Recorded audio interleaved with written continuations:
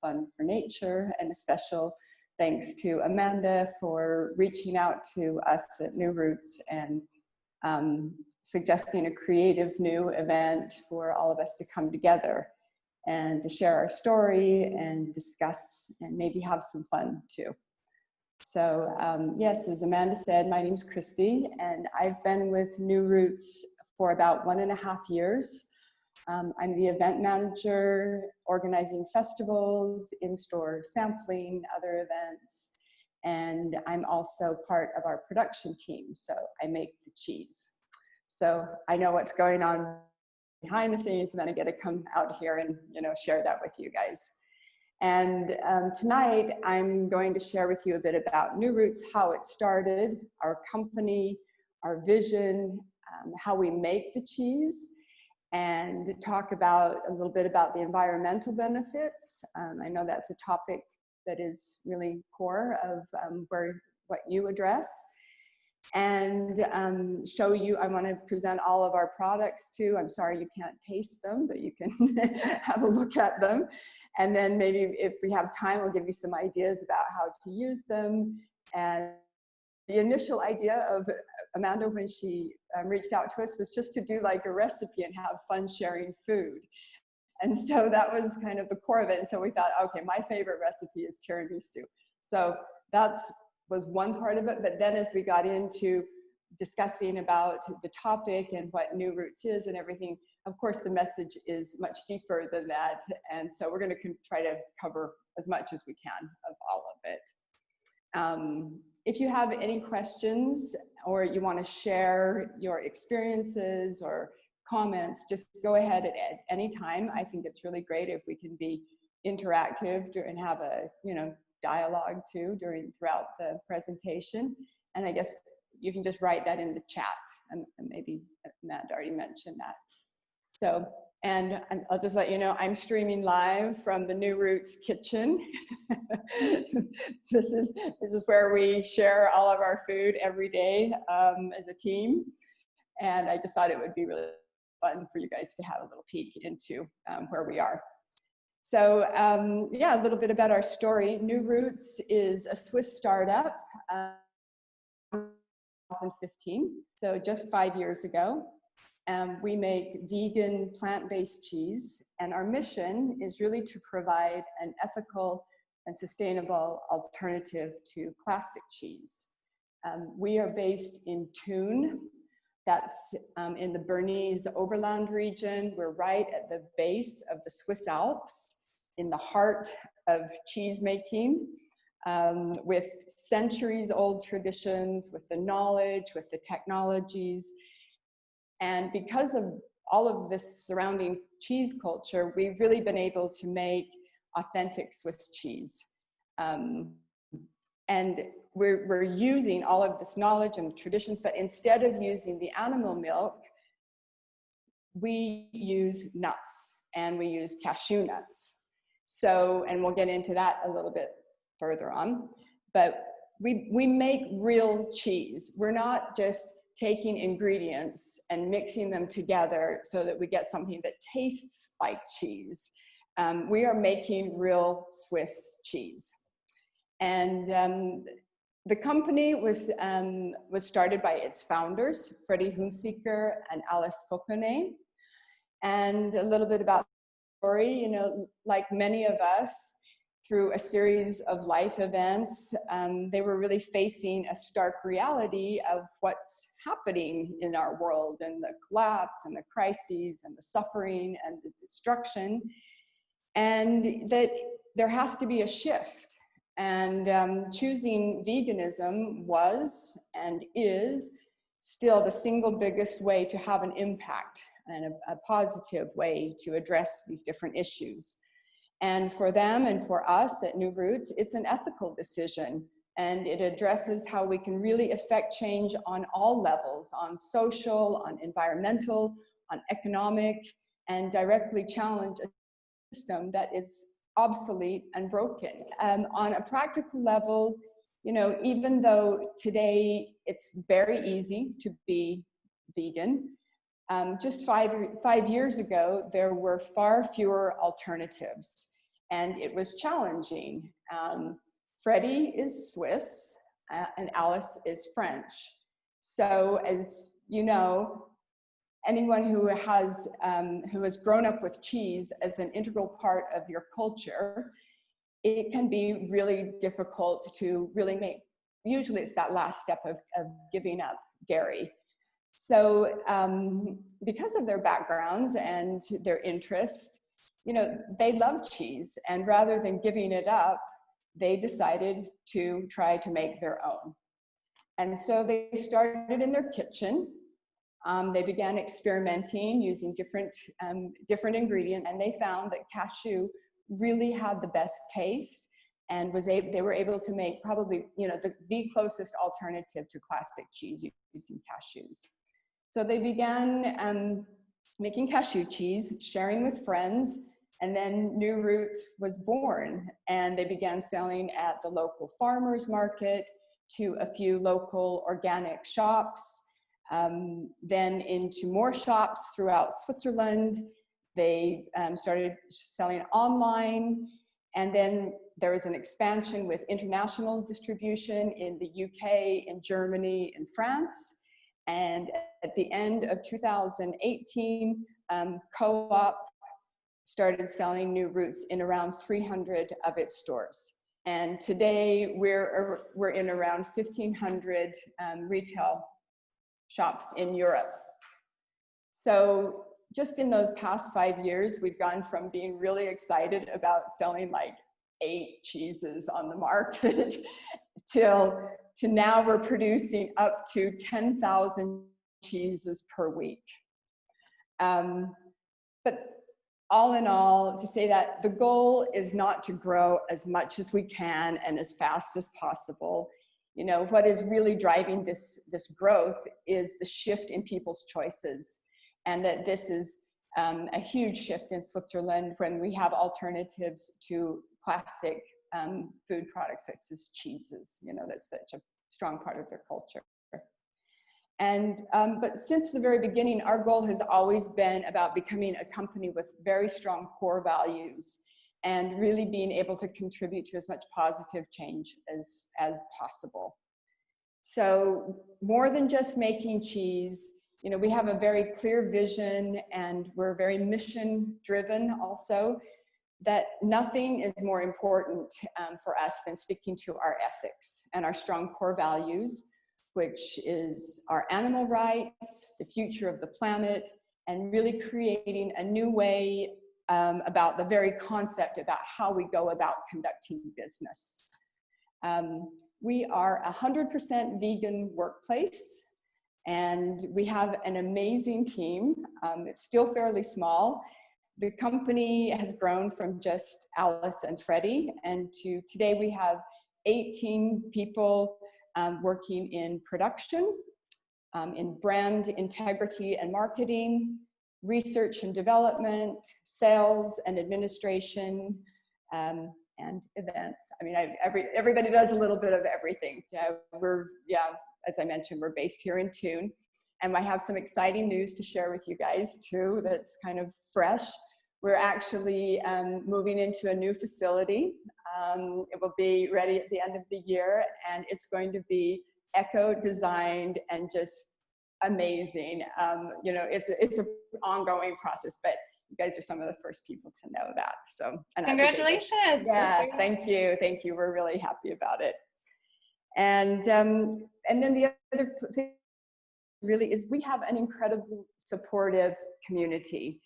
And I just want to acknowledge that and give a big thanks to our customers for like their tremendous support and their feedback.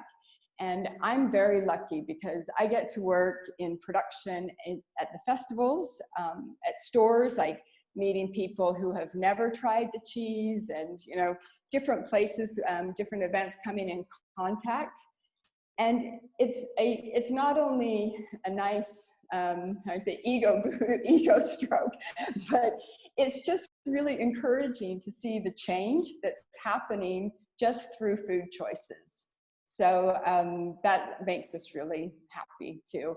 And you know, not only do we want to make our customers happy, but we're really committed to making all living beings who we share this planet with happy. And this year, in 2019, we've been able to donate or start donating 1% of our profits to Swiss animal sanctuaries. So that's a little bit about our background. You guys just chime in if you have any questions or anything. I just want to tell you now a little bit about our cheese and how we make it. So as I mentioned previously, we're really keeping the Swiss traditions of cheese making alive. We don't just mix a bunch of ingredients. We're making real Swiss cheese. We use high quality, organic, sustainable, and fair trade ingredients. And we keep it really simple with only 4 ingredients. Okay. We use cashew nuts, water, and that's Swiss Alp water, salt, and cultures. That's it. There's some herbs and spices that are added to particular cheeses and in the process, but the base is really a simple thing, and the art is really in how that all comes together and gets ripened and using special cultures as well. So I wanted, because I like learning about this stuff and I'm kind of a nerd, I just want to share that with you. And so basically we take cashews like this. They're actually like the kernel. They're not, or they're pieces. They're not the full nut. And we soak them in water, and that allows the nut to get really juicy. And from that, we put it through a grinder, and then it's either ground into a mass, which looks like this. Okay, I don't know, can you guys see this? Quite thick. Or it goes in, it's a thick milk, okay? But there's no waste that's a byproduct of that process. So it's basically just changing forms. Then after the nuts are ground into the mass or the milk, we add cultures. And then this base mixture starts a fermentation process.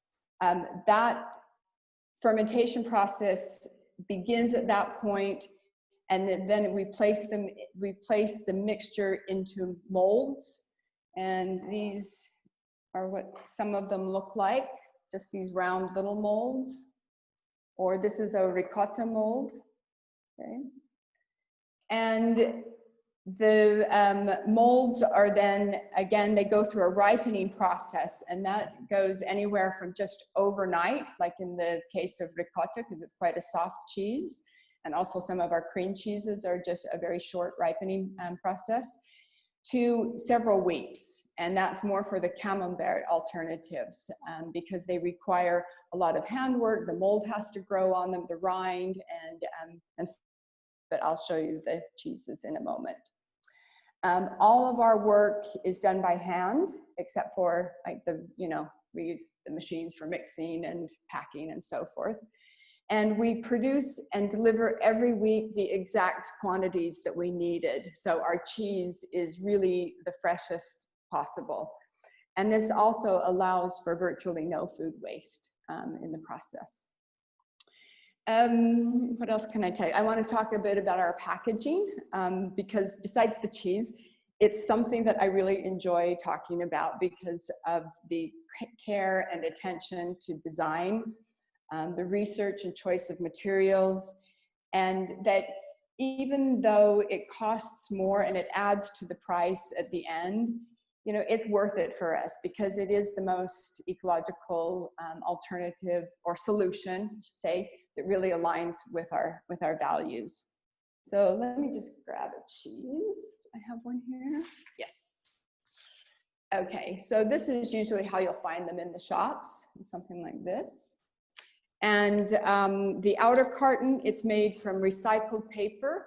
We use plant-based inks, really minimal colors. It's maybe just like 3 colors, and almost no coatings. We also use special cheese wrapping papers for the camembert. They look like this, and this allows the cheese to really keep the moisture. And with the camembert, there's actually two types of, one cheese is just wrapped in paper, and the other one comes with a wooden form.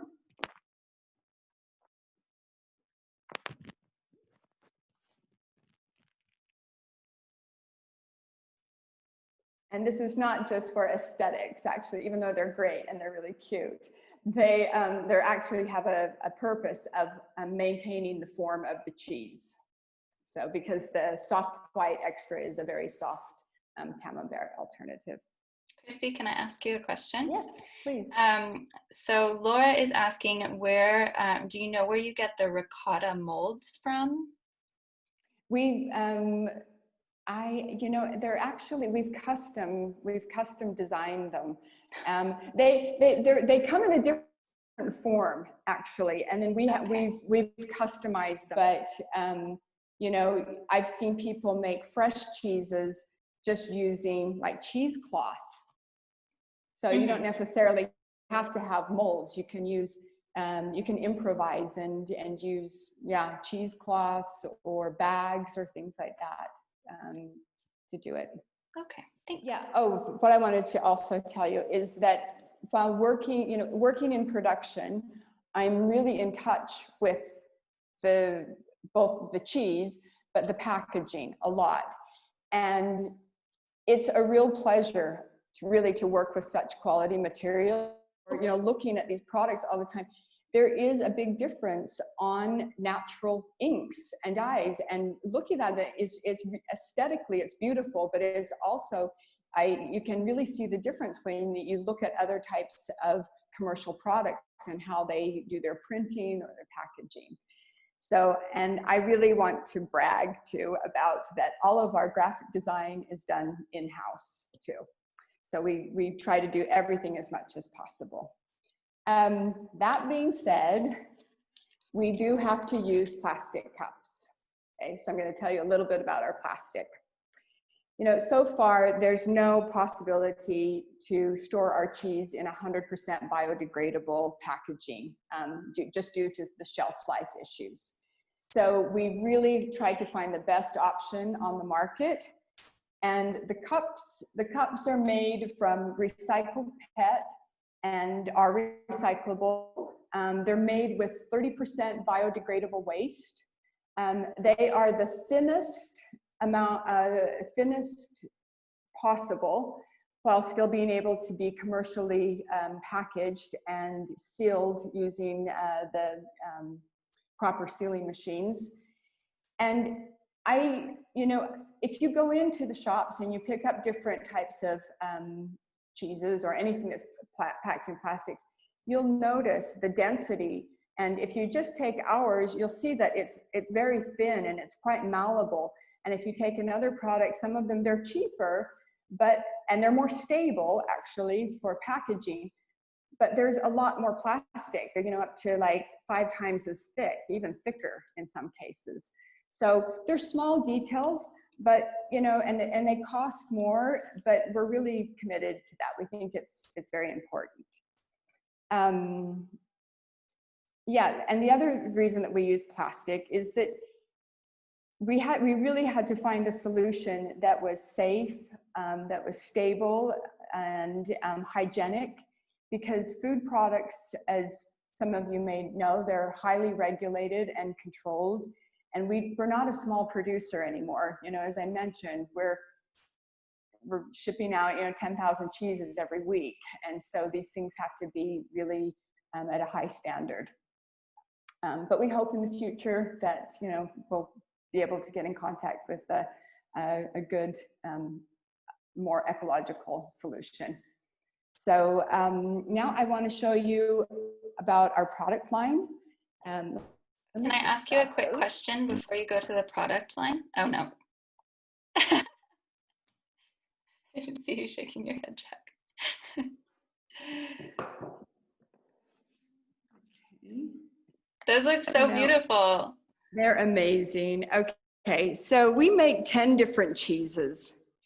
And the one that we're most famous for, we're famous for a lot of, there's many favorites, but I think we're most famous for our camembert. And that's what this is. This is our classic. And this is the soft white extra you find here. And this is what I'm talking about when I say that these cheeses, they're taking much longer for the ripening period and the processing and the handwork. They have to be turned twice a week for several weeks.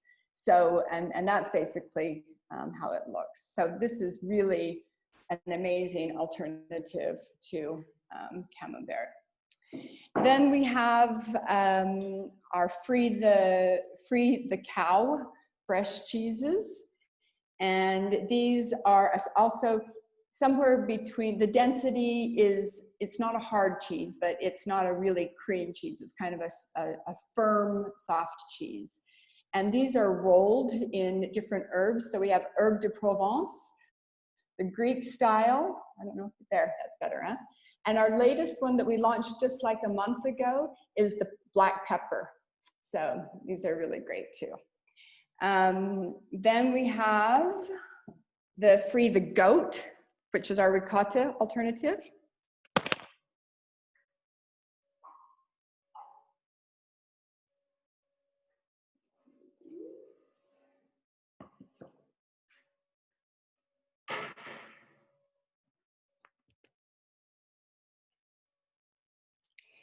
And here again, this is just an amazing, versatile cheese. It's so delicious.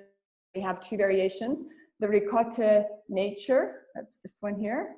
And it's the same ricotta, but here it's covered with thyme, lavender, and olive oil. Okay. And if we get to our tiramisu recipe, this is what we're going to be using. So. And then our last cheeses are the spreads, our cream cheeses.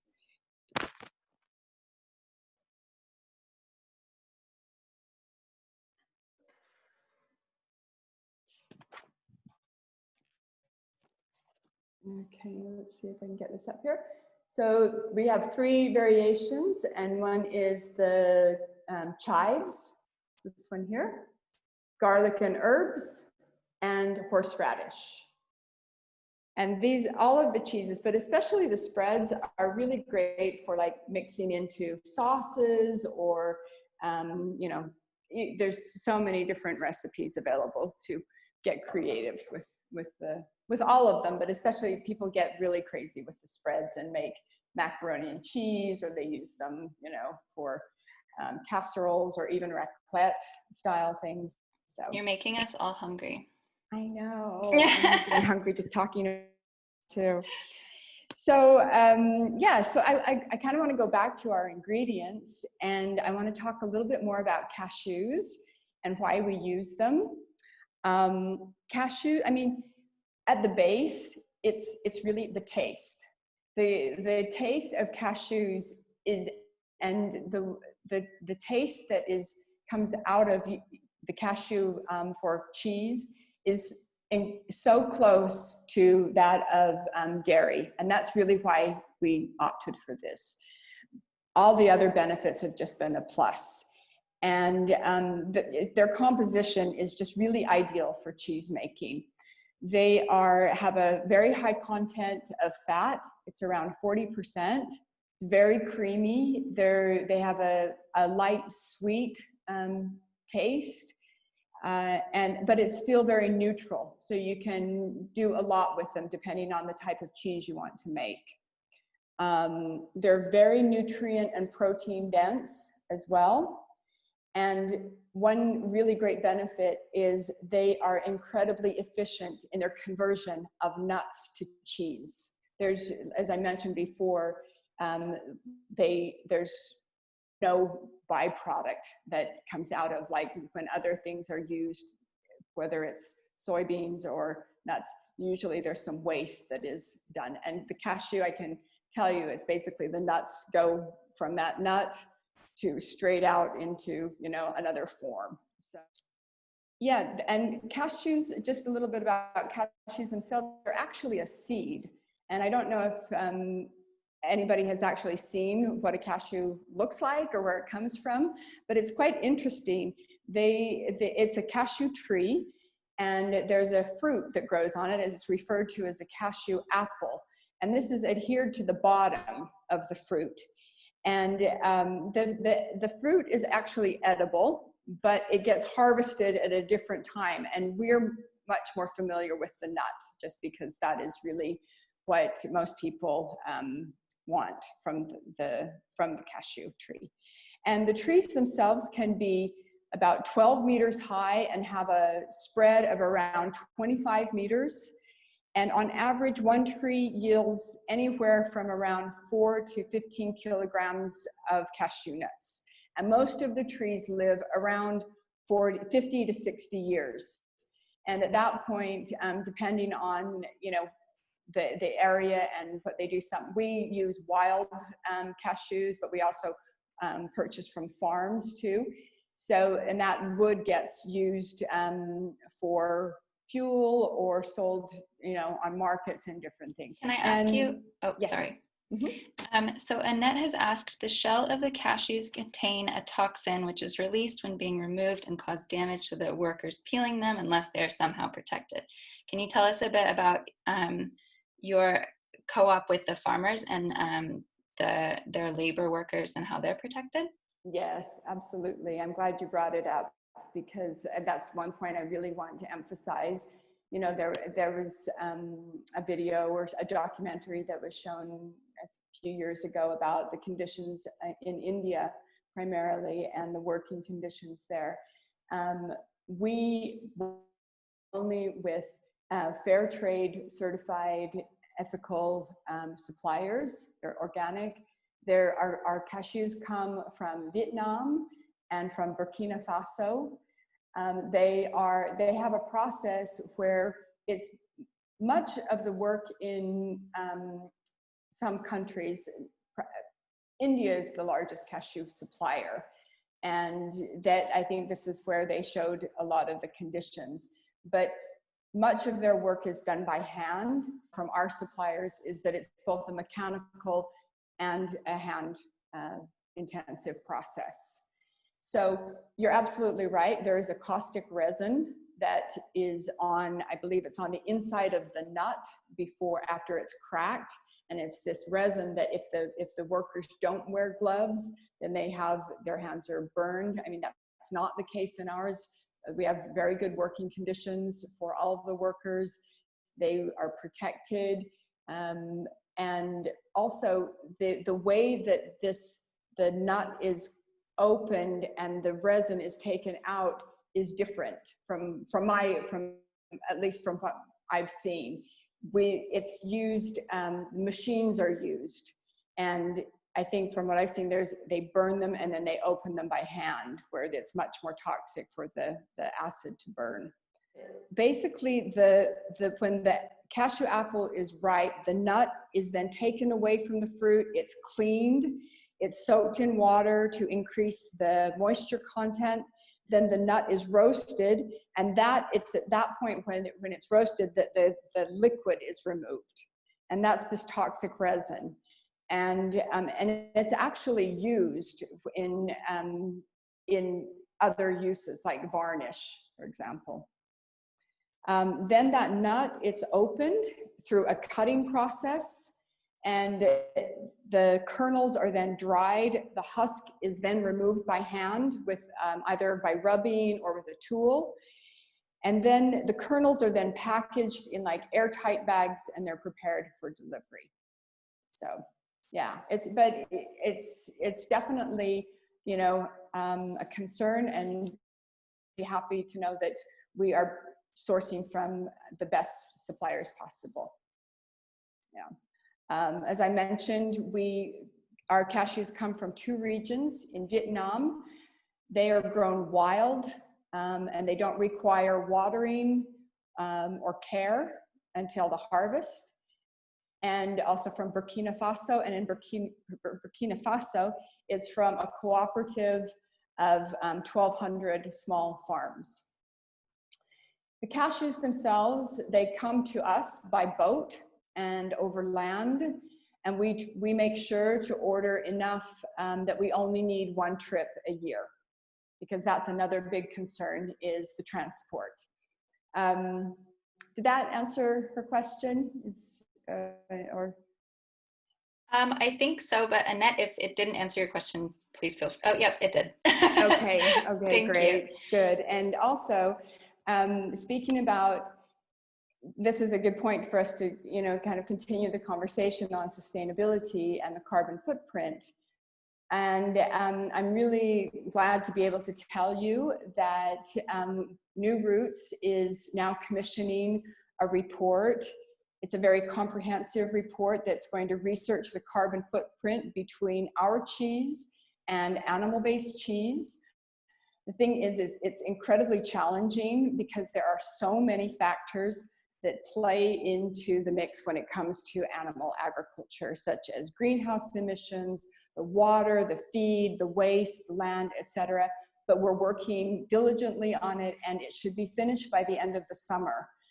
So I'm not an expert on that, and I'm happy to be able to let you know that we'll have something in depth that you can access from our website. And the best way to keep up to date with where that is just follow us on social media or subscribe to our newsletter, something like that. I did, through my own research, I have to say I didn't come to veganism from being environmental advocate or anything. My background is more one of nonviolence and of spiritual practice as well. But of course, all of the knowledge about the environmental benefits have been just a huge plus for me. But by doing this report, it's been great because I've been able to go deeper and to research and be more educated on what's happening in this movement. And I did come across a really interesting study that I want to share with just a part of it, and then I'll give you the link to the study. But it was done by a student at the University of Bern. And they compared the ecological benefits of a cashew nut-based cheese, and it was actually our cheese, okay, a Camembert, with cheese that was made from regional organic Swiss cow milk. And even when factoring in the transport, which is relatively low as a contribution to the overall emissions, because food production is much more complex.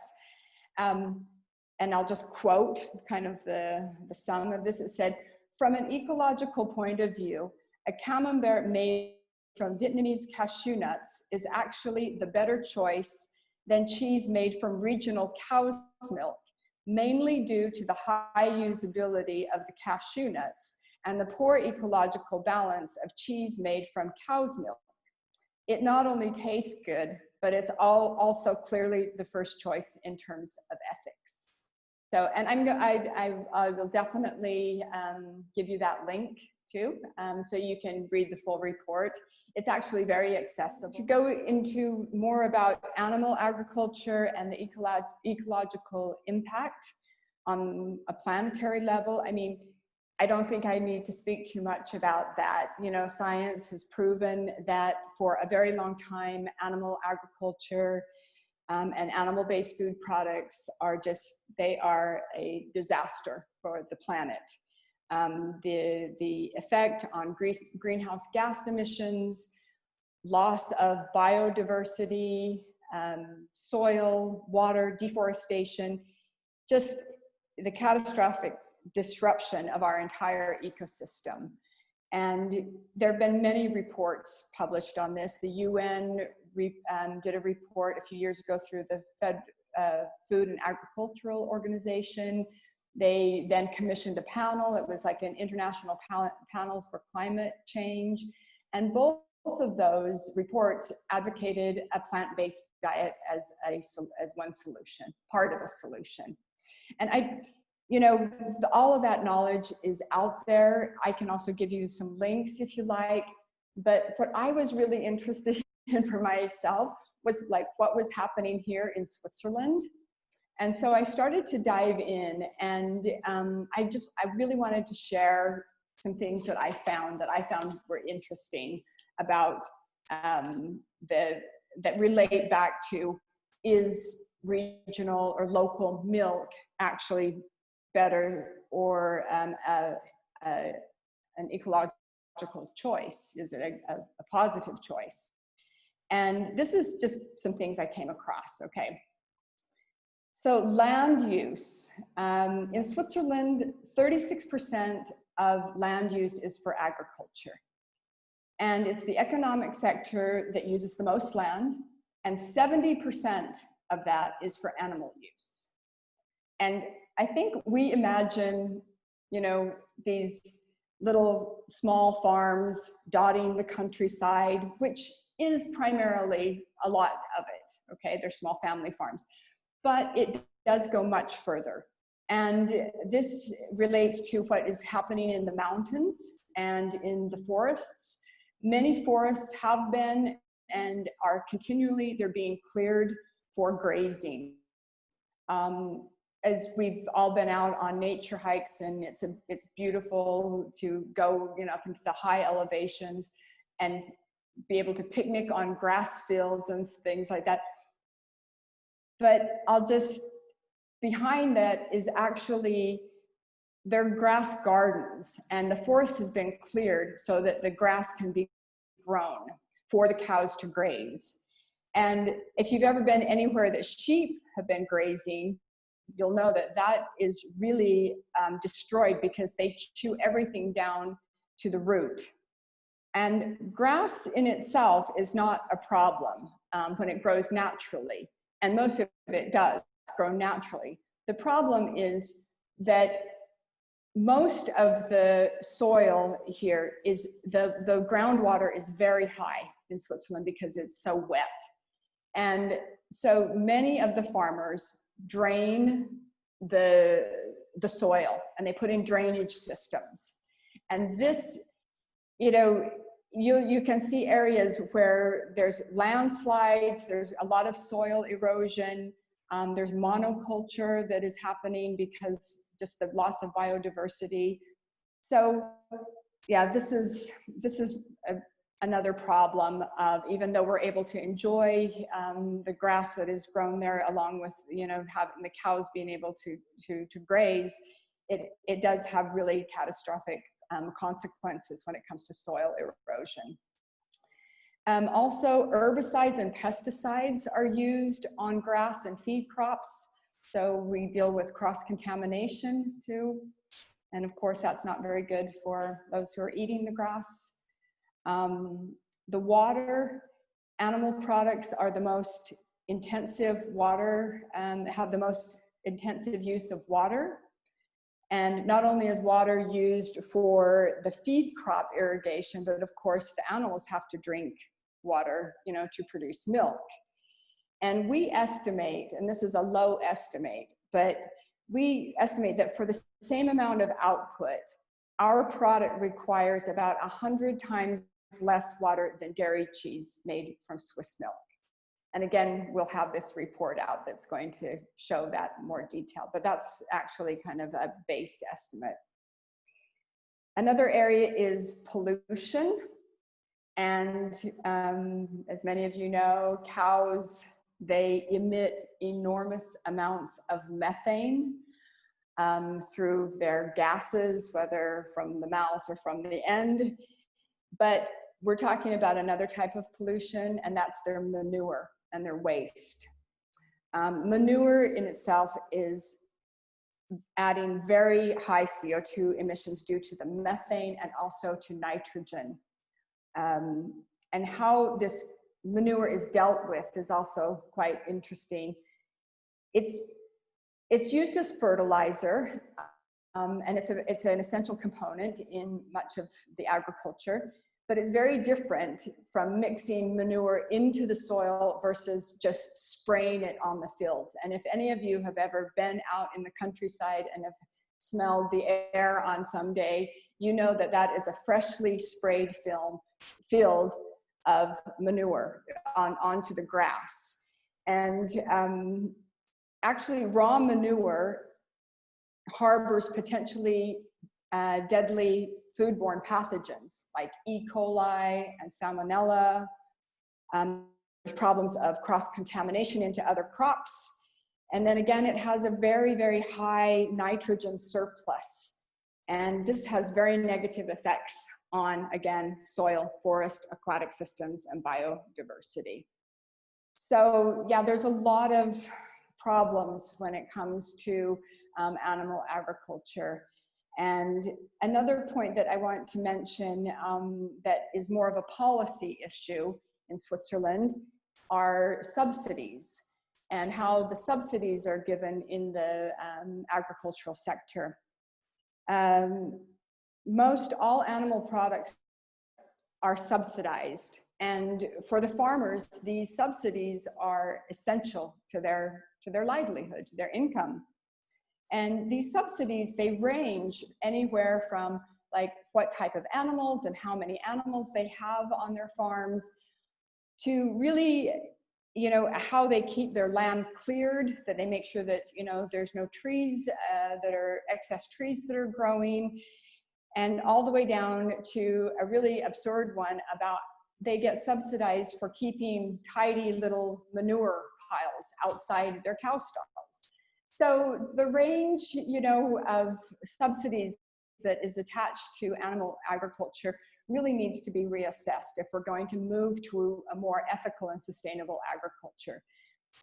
Because this has to be addressed really to help farmers have a new choice of, and, you know, make it a fair game for everyone. Yeah, coming back to our cheese again, and the idea about transporting cashew nuts from West Africa or Vietnam to using cow milk that's seen as local. I think the one thing that we don't realize is that in Switzerland, we import around 1.3 million tons of animal feed. So we import here about 15% of the total feed, and most of it is coming from the Amazon. So think about this. In Switzerland, okay, 8.4 million tons of food are used to farm animals. So that's about 126,000 tons of food that is going directly, it's causing direct deforestation as it's coming from the Amazon, just to feed the animals themselves. Okay, so that part of the chain, and then add on to those other things that we just talked about. So there you can have an overview, go into more information or research more information if you like as well. And now I just want to say that aside from the science and the environmental benefits, most importantly, and we cannot emphasize this enough, is that animals are not resources. Their bodies are not commodities. They don't make milk for us humans. And we don't have a right to breed them, just to exploit them and take those things from them. And this is an injustice. It's neither ethical or sustainable. And I will just say that, you know, as interesting as it is to read all of this information and read the studies and stuff, it was quite difficult for me to read some of these reports. And the reason being is that just the terminology that's used for cows and animals and how they're classified and how they're objectified as just resources and the commodification. And this really was quite heart-wrenching for me because it's completely disconnected that these are beautiful, sentient, and very vulnerable beings that, you know, we should be taking care of. And so, yeah, I would be really interested in, you know, hearing your experiences and what your interests are too. So if you have any questions, I'm really happy to have been able to, you know, share our story and what I do and why I do. And so thanks a lot for the opportunity. Thank you so much, Christi. That's yeah, it's really wonderful to sort of hear how invested and how you know, compassionate you are for the animals and also for your company, and it's lovely. And thank you for providing all of those incredibly interesting facts. What I suggest I can do is ask you the other questions that kind of slipped through, and then I do realize we're a little bit short on time. Are we? I know. Oh, I'm sorry. Well, the thing is, we have your recipe online, so if anyone needs to go, they can, and they can get the tiramisu recipe online if they need to go. Otherwise, I can ask some questions, and then you can show the recipe if you like. Is that good? Yeah. And for those of you who have to go, you know, thank you so much for tuning in. And we want to offer everybody who showed up here like a special promotion that you can order off of our online shop. With a promo code, you get 20% off your order. The code is tiramisu, something that you can remember. That's also perfect. And you don't have to order the free to go cheese. You can order whatever you like, and you'll get 20% off your full order. And it's good for a full month. So perfect. Okay, maybe say it one more time. It's the promo tiramisu, TIRAMISU. Perfect. Yeah.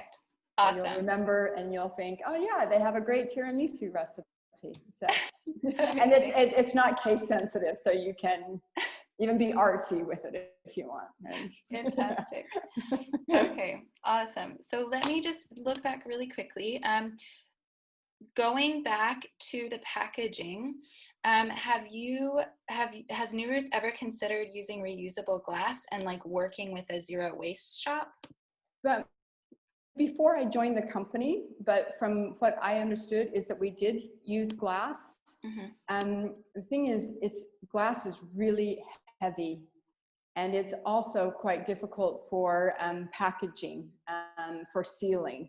But it is something we did use, and then we had to switch to a more lightweight alternative.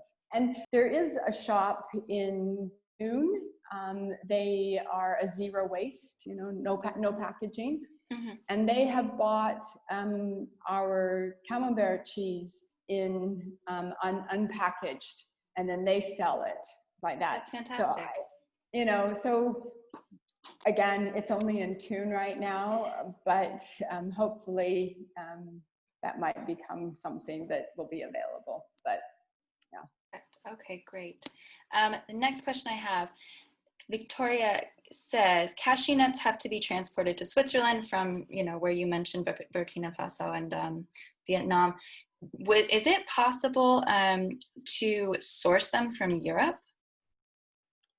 Not that we're aware of. I mean, I don't believe so. And I'm sure that given the research that Freddie and Alice did, and that they are vigilant about, getting the best solution, that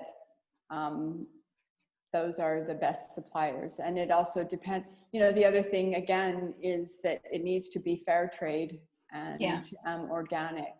That's very important. So these particular suppliers, the one in Vietnam, actually, they really take care of their workers. They built schools. It's like a real family. I mean, they have a lot of workers, but they treat their workers very well. It would be nice if we could grow cashews, and there are other types of ingredients that people make cheese from. We've just found that really to make the best, highest quality, best tasting cheese, that cashew is the best nut.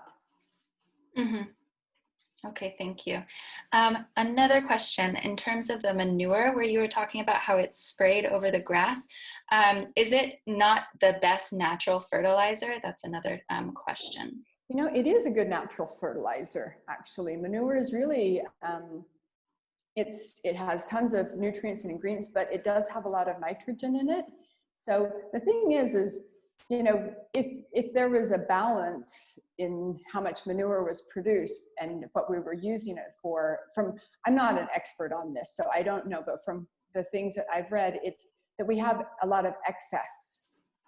There's an incredible amount of excess manure, and that it just emits a lot of methane and nitrogen in it.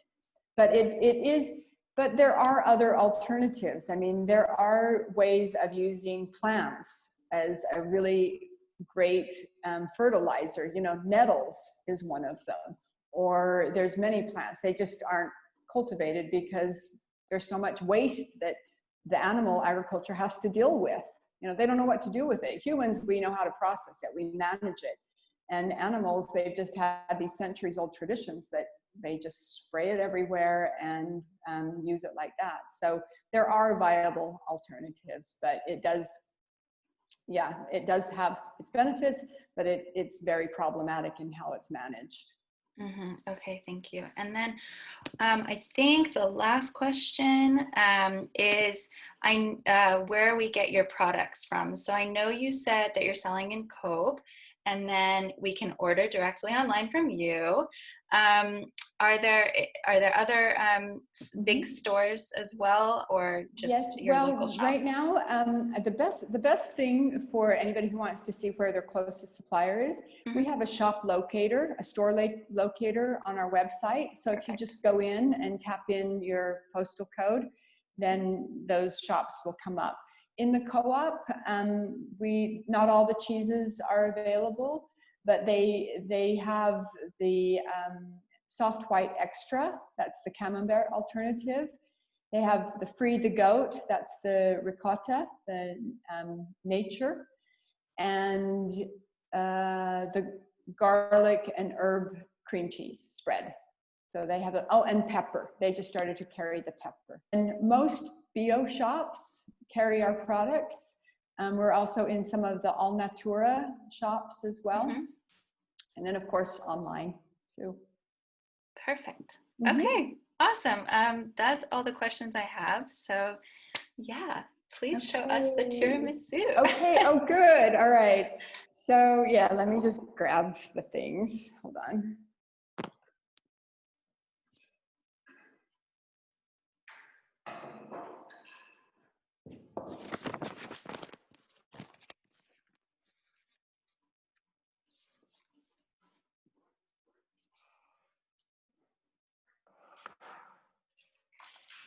I will say to anyone listening that I've used you can buy it from Cope, the herb cream cheese one, in as like a mix for pasta sauce, and it's really amazing. It's fantastic.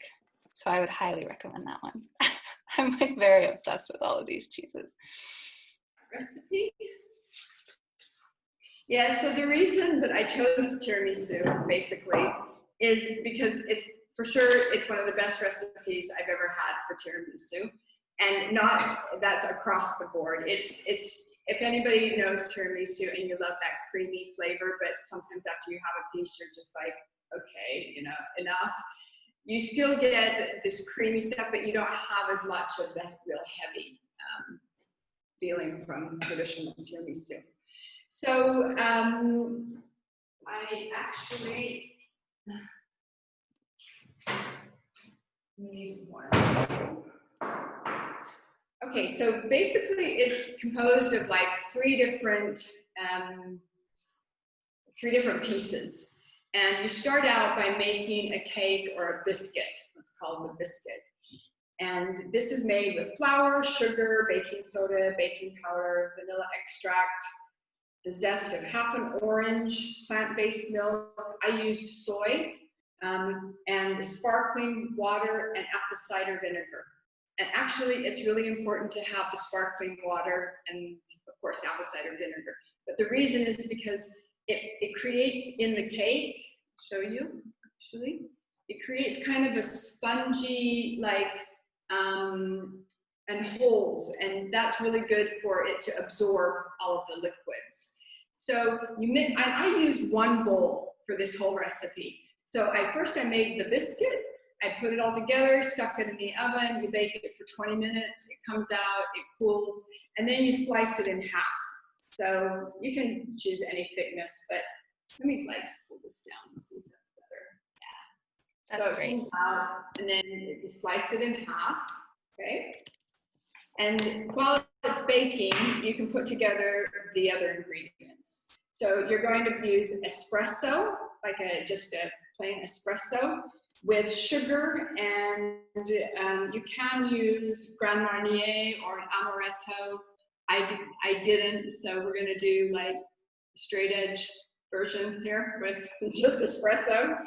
And then you do cream, and the cream is made from our vegan ricotta, the free the goat. And we use 2 of those, and then a plant-based cream. So I use soy cream, orange juice, orange zest, powdered sugar, vanilla extract, and then to top it, you use cocoa powder. And can I ask a quick question? Do you have any substitute for or alternative for the sugar that you use? You know, you can use, if you don't want to use sugar, you could use, I've used syrups too, like date syrup, but you can definitely use the liquids. You just have to find the right conversion of those. So basically you make this cream. First you whip the soy cream, and then you add that to the ricotta and the other ingredients. So it makes it really fluffy. And then, okay, so can you guys see? Yeah. So then you just start layering. And you take your biscuit, you find the right form for it, press it in and put the open side up. And then you add a layer of espresso, this espresso sugar with sugar. And you just dribble that in.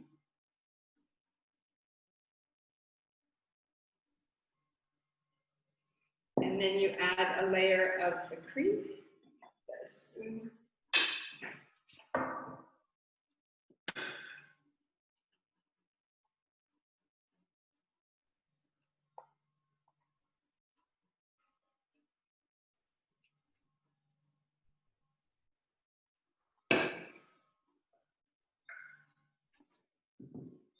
And then you do it again. You add the cake layer, the espresso. That looks really good.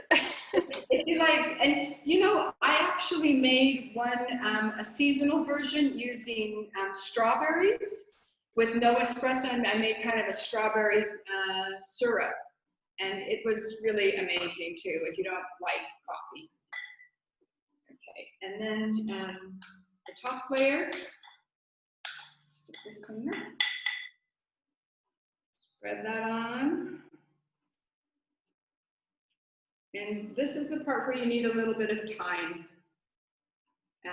if you want this to come out right. Then you stick it in the fridge, so it's just looking kind of layered like that. Then you stick it in the fridge, and then you pop it out like this. And I did this one last night, okay? So I'm going to plate this and show you what it looks like.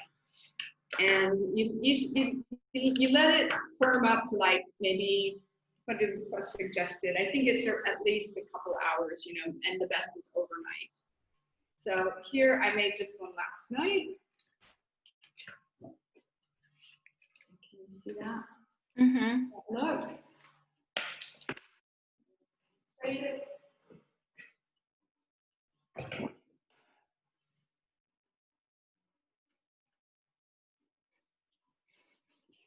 That. And then, to make it look even more pretty, you can take some cocoa powder. Oops. And just sprinkle it on the top. Like that. Et voila! That's it. Yay! That's fantastic. It looks amazing. It's really, really good. I mean, if you're a dessert fan, and you know, I have to say, like, all of our recipes are fantastic. And so I really encourage you to go and check those out. If you're, you know, one of the best ways to eat our cheese is just plain, also with some fruit or, like, you know, bread or crackers. But there's some really creative ways of using it. So, yeah. Fantastic. And you can see all of those on the website, yeah? Yes, yes. So. Wonderful. And oh, I have another piece of news that I can share with you guys. I got to go. I got the green light to tell you, and you're pretty much the first people to know this. But we're going to be launching a new line of products. I can't tell you what they are, but we're going to be launching a new line of products in the coming this summer. So. Wow. Well, that's very exciting. Congratulations. Thanks. Wow. Well, thank you so much, Christi. I have so many comments from people. Guys. Yeah, everyone's saying that is very informative and wonderful. So I am so thankful that all of you guys are joining us, and also Christi that you did this for us. So thank you so much. Yeah, it's been great. It's been really fun, and thanks a lot. Yeah, awesome. Okay, I hope whoever's, you know, we're doing festivals eventually when, you know, we're able to do them. So we always do like Veggie World and Vegana, and sometimes we're doing in-store sampling and things like that. So please come out and say hi, and yeah, try our cheeses. So, yeah, definitely. Anna. Yeah, well, thank you so much. And yeah, I wish everyone a lovely evening. And yeah, I look forward to ordering some cheese online. Great. Okay, so yeah, you guys got the code, right? Tiramisu. Tiramisu, yeah. Cool. Okay. Yes. Awesome. Thank you. Thanks very much. Thank you, Christi. Thanks, everyone. Bye.